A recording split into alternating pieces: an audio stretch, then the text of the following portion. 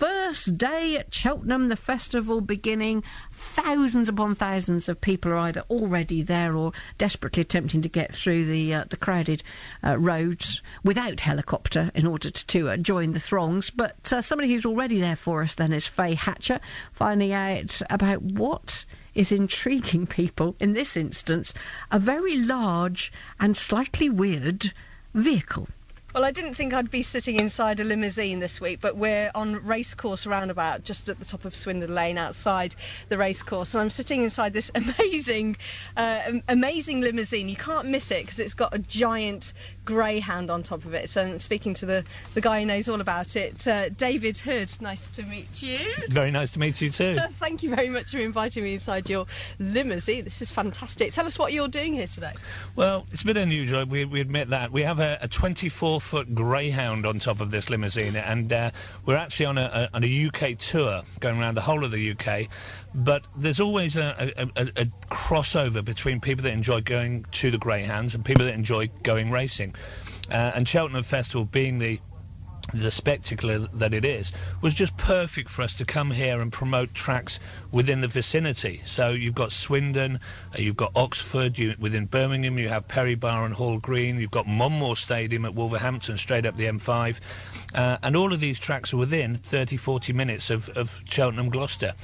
So we're here basically saying, come and have a night at the dogs, enjoy racing. We're giving them a tip on the top of the dog as well, and hopefully, we'll persuade a few people to come and have a night out with us.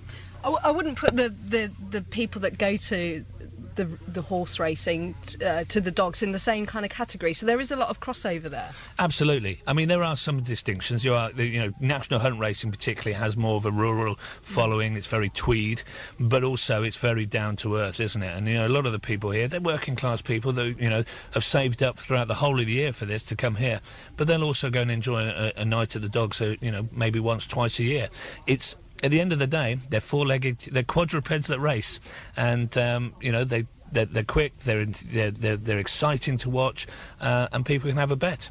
I've been to the dogs a couple of times at Perry Bar, and I mean it's a completely different atmosphere to horse racing. Obviously, it's all indoors, and it's a cheap night out, I thought. Very inexpensive. You can place little bets, chicken in a basket, have a pint. The atmosphere is absolutely fantastic.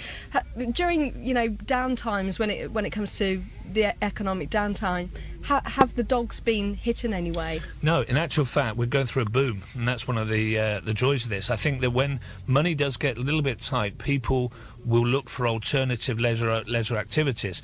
And going horse racing, as spectacular as Cheltenham Festival is, and obviously they will have a good crowd, it is quite an expensive day out. Going to a football match now could be £20-30 a ticket. Even to go bowling, I took my wife and my two children bowling the other day, and it cost myself and my wife £16 a head. Now, for £10 a head, you can go to a greyhound track, you'll get admission, you'll get a basket meal, as you've said, you'll get a free tote bed and a free drink. And I think is the value for money that Greyhounds offers, which is why people are coming back. Now, you can't miss you if you're driving past today, if you're walking past. What kind of reaction have you had so far? Because you're parked right on the roundabout. Have you had anybody kind of driving into lampposts going, touch wood, not today. No, we have had people previously walk into lampposts as they walked along the street and literally turn their head sideways looking at us. No, I mean, we are a jaw-dropping spectacle, and that's what we set out to be, but to put a smile on people's faces. I mean, you've come in here, and as we look outside, you'll see people walking by and they're smiling, and normally the reaction is, where's my mobile phone? I want a picture. And I reckon we must be on hundreds of thousands of mobile phones, and when you put that into perspective, they then go home and they talk about it with their friends. It's a terrific viral marketing campaign. Brilliant. Well, thank you very much. Have a great festival. Are you here all week? We're not here all week. We're here today and Wednesday, and then we will be up to Monmore Green. There's a big competition on Thursday night, the Monmore Puppy Derby. So we will be up to there on Thursday. Then array around the country. We're going to the Grand National. We're going to Royal Ascot.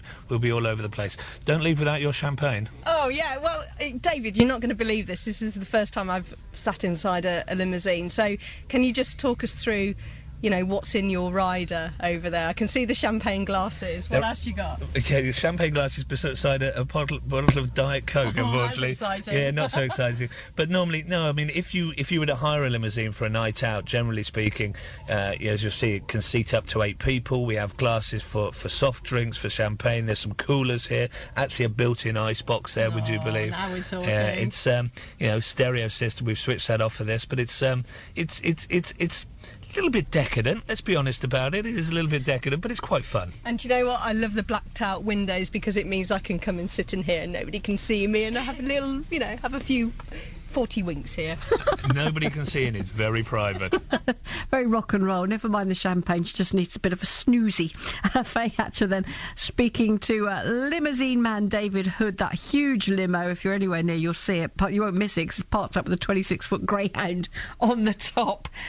We return to Faye live now then at the racecourse. Hello, how are you? Hello, Anna. Yeah, I felt really naughty bundling out the back of that limousine, like I'd been up to something naughty, but I was working. Honestly, Gav. A likely story. So things are hotting up, I imagine, there now. They are. Well, it's a shame about the temperature. That's not hotting up. I'm